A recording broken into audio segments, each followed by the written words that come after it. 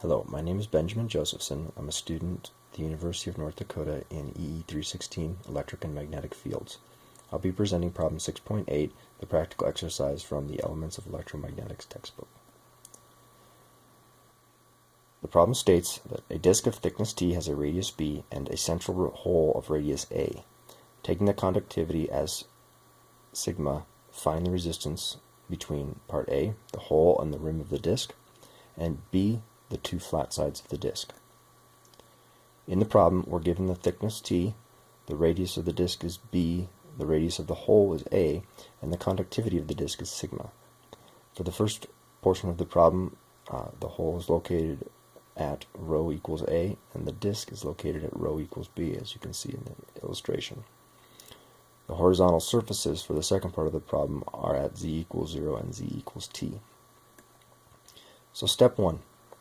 We have to find the potential difference. So for rho equals A, we have 0, and for rho equals B, we set our equation equal to V naught. Now, since the potential difference is only dependent on rho, we can use Laplace's equation in cylindrical coordinates, which is given below. We first have to solve the differential equation and find the coefficients. So we integrate once, and we integrate a second time to come up with the equation V equals ln of rho plus B, where A and B are the constants of integration that are determined by the boundary conditions. For rho equals A, we have V is equal to 0, so we can substitute this into the equation. Therefore, we can solve for B, which is equal to negative A ln of little a. For rho is equal to little b, we have V is equal to V naught.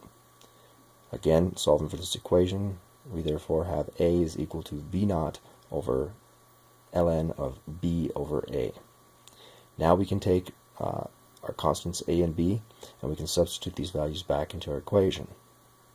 And solving our equation, we come up with the value for V of V naught over ln B over A, ln rho over A.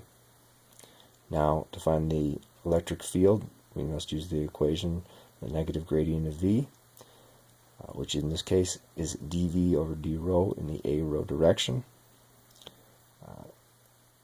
And taking the gradient, we have V naught over rho ln B over A in the A rho direction. We now need the current density J, which is sigma times the electric field. So we simply multiply our solution by sigma, giving us negative V naught sigma over rho ln B over A times A rho. This brings us to part 5.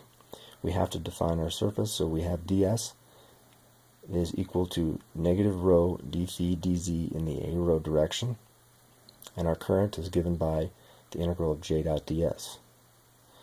The dot product of A rho and A rho is a 1, so what we're left with is the result. If we pull out the constants, V naught sigma over ln B over A, and we integrate d phi and dz, we get 2 pi t V naught sigma over ln B over A. This is our current value. We can now simply find the resistance by taking the value of V naught over I. The V naughts cancel, and we are left with the resistance value of ln B over A over 2 pi t sigma. That concludes part A. Moving on to part B. Again, we must start with the potential difference. This time we're dealing with the z-plane. So we have for z equal to 0, 0, and for z equal to t, V naught. This time the potential difference depends only on z. So again, using Laplace's equation, if we integrate once, we get A. Integrating a second time, V is equal to AZ plus B. For z equal to 0 and V equal to 0, we can substitute these values into the equation, and we find that B is equal to 0.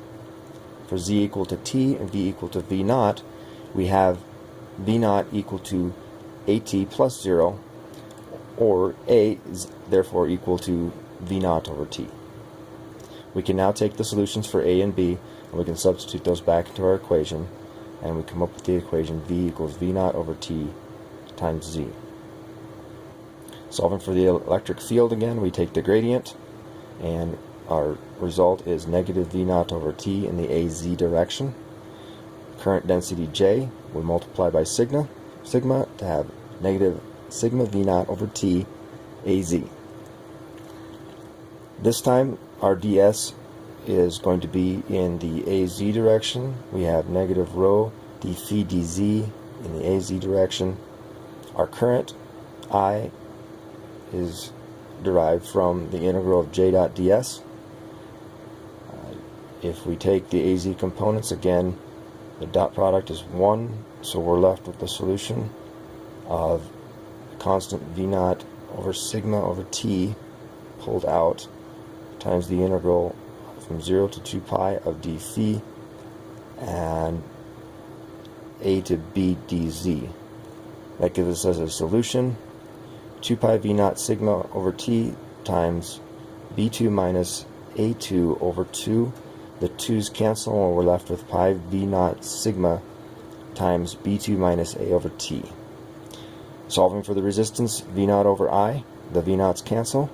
T comes over to the top and we have T divided by pi sigma times b squared minus a squared. So our final solution for part B, the resistance is equal to T over pi sigma times b squared minus a squared. And that concludes problem 6.8. Thank you very much.